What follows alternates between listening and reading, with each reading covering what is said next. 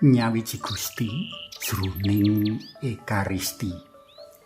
Panglimbang 5 menit dina Kamis Kliwon tanggal 23 April taun 2026. Kapetik saka Injil Yohanes bab 6 ayat 44 tekan ayat 51. Para tresna pelem kinasih, dina iki pasaman suci isih ngajak kita nglelimbang bab panyawiji rohani antara wong Katolik para pendherek dalam Sang Kristus karo panjenengane jroning bujana Ekaristi.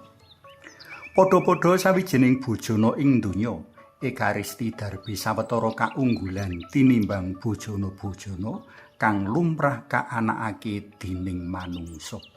Sing cetha, bujana Ekaristi ingkang yasa Gusti Yesus piyambak minangka penget kang ngrawuhake maneh karya pangorbanan luhur dalem nebus dosa manungsa kang ketuk puncake ing Gunung Golgota. Sapa kang percaya lan ngakoni pangorbanan dalem mau bakal pinaringan urip langgeng.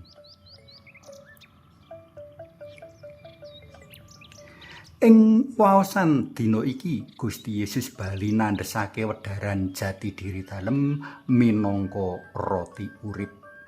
Lumrah apa kang kapratelakake mawali-wali iku banget wigati.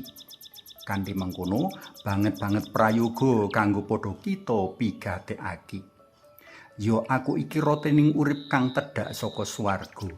Kang mangan roti urip iki bakal urip sak lawas-lawasi.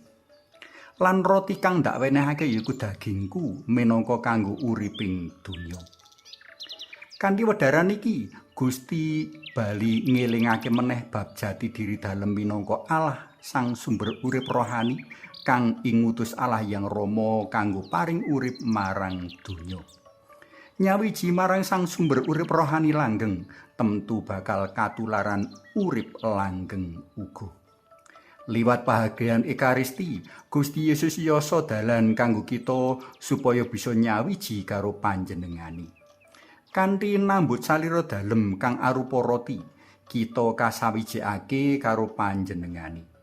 Pasaman suci dhewe ngeyakini menawa Gusti Yesus temen-temen rawuh nyata sak jiwa raga jroning pahargyan Ekaristi, mligine jroning hosti kang wis kakonsegrir. Dek wingi katandhesake tembung percaya minangka kekancinganing kayakinan pikantuk urip saka Gusti Yesus. Sacara sakramental, rawuh dalem padha kita rasakake jroning rupa roti lan anggur Ekaristi. Mula saka iku, kanthi nambut salira dalem Gusti, awake dhewe ngalami panyawiji panunggal karo Gusti Yesus lan kanthi cara mengkono uga bakal urip langgeng. Para tresna pelem kinasih, iba bejo dadi wong Katolik kagungan sesembahan kang penuh welas asih, caket sarta kersa nyawiji marang umat dalem amrih padha slamet.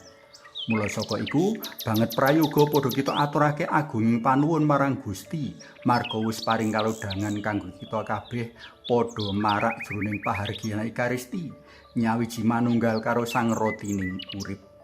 Ngelingi banget luhuring kekeran iki, nanging kasunyatane kadangkala kita durung bisa nyumadhiake diri sak penuh daya, tenaga, akal budi, kepara kapitayan kanthi murwat kanggo mahargya bujana Ekaristi.